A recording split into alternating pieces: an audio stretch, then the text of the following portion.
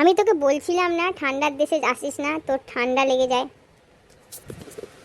ঠান্ডা তো আমার লেগে যায়, কিন্তু ঠান্ডা লাগলে তো কি হয়েছে, আমি একটু পরে চা খেলেই আমার ভালো হয়ে যাবে।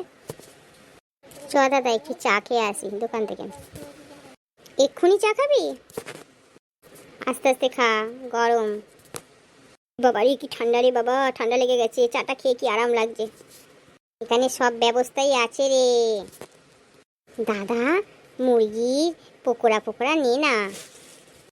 না, বাইরে এসব জিনিস খেতে হবে না, বাড়িতে মা বানিয়ে দেবে, খাবি? দাদা বল না কিছু খাই। চা খাচ্ছিস, সিঙ্গারা খাচ্ছিস, খা, খেয়ে উঠে পড়। দাদা একটু এখানে বস না রে, কি গরম লাগবে, বাইরেটা কি ঠান্ডা। না, তাড়াতাড়ি বেরিয়ে যেতে হবে, মা আবার চিন্তা করবে। হোটেলের বাইরে এসছি, সামনেই হোটেল তো, বল চলে যাব, গিয়ে ওখানে আরামে টিভি দেখতে দেখতে শুয়ে বিছানায় শুয়ে থাকবে। হ্যাঁ দাদা, বাড়িই চলে চল, আমার কিন্তু খুব শীত পাচ্ছে। হ্যাঁ হ্যাঁ চল, হোটেলে চল।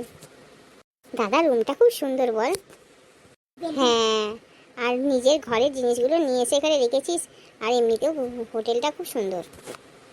উফ, এখানে এসে শান্তি হলো। চ, মা কি করলো রান্না দেখি। তুই যা না, আমি একটু বসি, তারপর যাচ্ছি, আমার এক্ষুনি খিদে পাচ্ছে না। ঠিক আছে তুই বস, আমি দেখে আসি মা কি বানিয়েছে। মা তুমি কি তৈরি করেছো গো? আমি এই তো পকোড়া করেছি। দাদাকে ডাকি এই ঘরে পকোড়া খেতে, বলো মা। হ্যাঁ ডাক। দাদা এই ঘরে আয় পকোড়া খেতে।